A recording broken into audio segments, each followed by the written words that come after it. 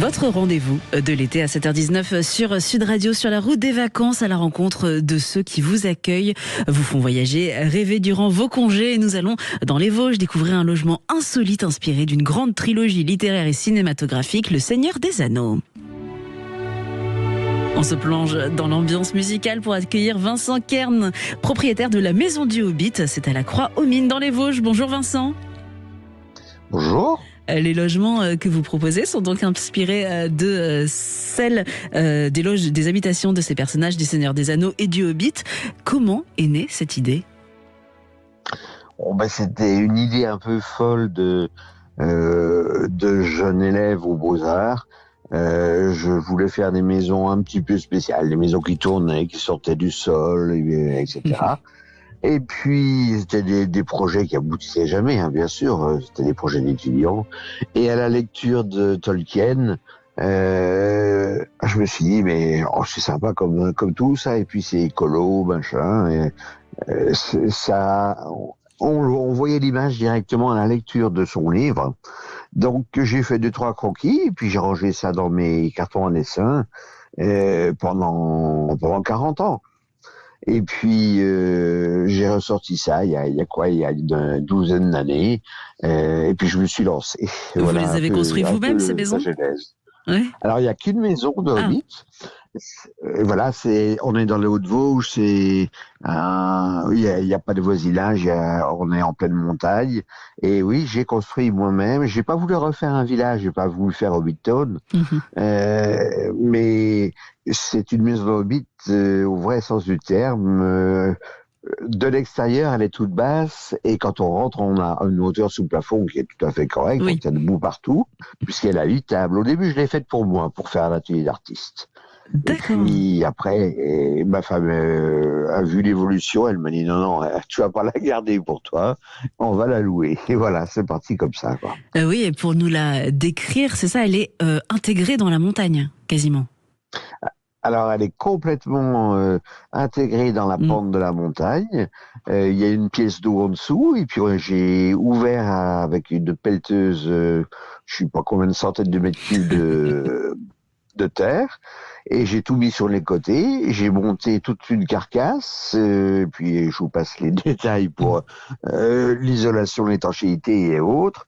Il y a un bureau d'études qui est juste intervenu pour les résistances des poutrelles béton et métal. Et puis on a refermé tout ça, on a reformé le terrain exactement comme il était avant, par-dessus. Donc de l'extérieur, on voit une cheminée qui sort. Et de face, il y a la porte et 3 petites fenêtres rondes. Et à l'intérieur, vous avez tout décoré comme dans les films ? Oui, j'ai vu les films, bien sûr, mais c'est vraiment inspiré. Plus l'inspiration, c'est dans le livre, donc un peu plus de souplesse, on va dire. C'est pas du plagiat, mais oui, il y a une chambre, il y a toilette, salle de bain, etc. Ça pour les commodités, on va dire.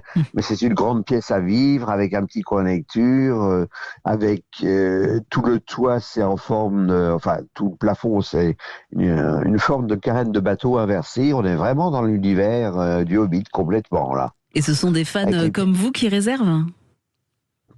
Il y a, on va dire 85.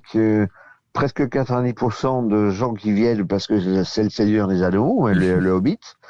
Et le reste, ce sont des gens qui cherchent du calme et de l'insolite. Vous devez être... Donc avec du confort. Bien sûr. Et vous devez être... ça doit être réservé longtemps à l'avance, je suppose. Ça doit pas être très disponible ? Oui, on s'est fait un petit peu surprendre.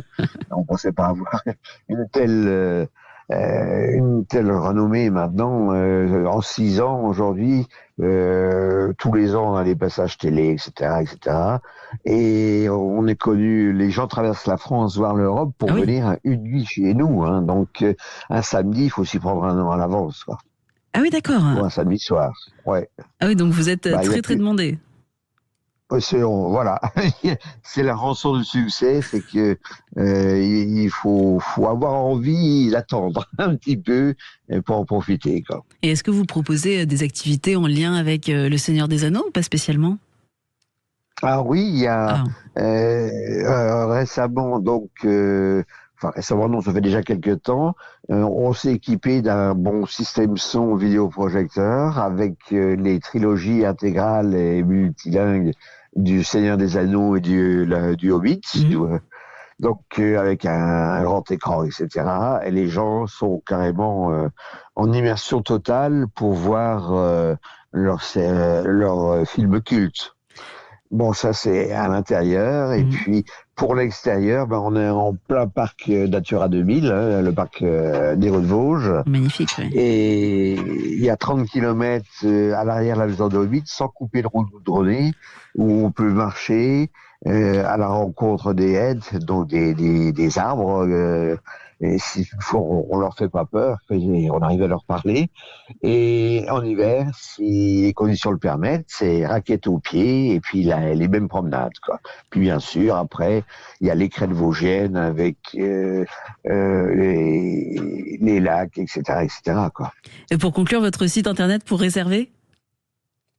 Alors, le site internet, c'est donc www.maisondehobbit.fr. Merci beaucoup, Vincent Kern, propriétaire donc de la Maison du Hobbit. On vous retrouve dans les Vosges à la Croix-aux-Mines. Très belle journée à vous.